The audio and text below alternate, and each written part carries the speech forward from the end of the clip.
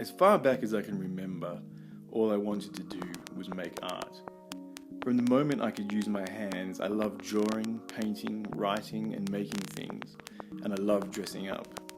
With the loving help of our encouraging mother and father, my brother and I would spend hours making our own movies with costumes and props we'd made ourselves.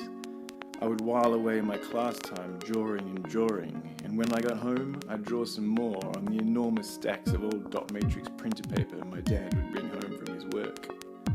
This was all I ever knew of life. This was all I ever thought life should be or was ever going to be about. I couldn't imagine anything different. Then suddenly, when I was 11, everything changed. My family arrived in Perth. Perth was not then the vibrant, busy city it is now. It was a sleepy little mining city with very little in the way of culture and arts. One thing was clear. This was a sport town. No, this was a football town. If you didn't love, follow or play football, you were out in the cold. These cultural sensibilities were even more pronounced when I hit high school. Suddenly I found that the other students didn't much like my interest in art or the way I looked and dressed. The school didn't pay you any mind or award you with accolades unless you were a star athlete. Being interested in art means I mostly got treated like this. I was treated as an outcast because I was different. So while I thought of myself like this, everybody else saw me as this, which often made me feel like this. Every blank sheet of paper I'd ever faced in my life had taught me that all it takes to make something out of nothing is action. I rallied the school administration to hold student art exhibitions and recognise the work of creative students with events and awards. Soon enough I watched as the school changed. I saw the power of creativity to change the world around you. I saw that being different was a power, not a curse.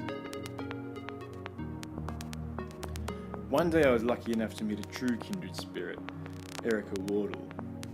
She too knew what it was like to grow up ostracised and excluded for looking different. She too had a passion for art and clothing and costume. We decided to get together and start a business, a studio dedicated to making the art and clothing we wanted to make. Perth was beginning to change, but there was always that undercurrent of doubt. Were we too different? Could we really make a career out of our passion? Then one day Australian Fashion Week found us in a search for new Australian talent and against all odds awarded us first prize. Suddenly we weren't just making a career out of our passion, we were receiving accolades for it. We were selling clothes that were the clothes we wanted to wear. Different clothes.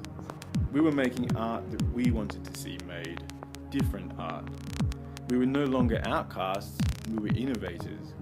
We got to travel the world, have shows in Sydney, Melbourne, and even New York. We got invited to have exhibitions at prestigious galleries and museums. We had not only built a career, we were living a dream so many had told us was impossible.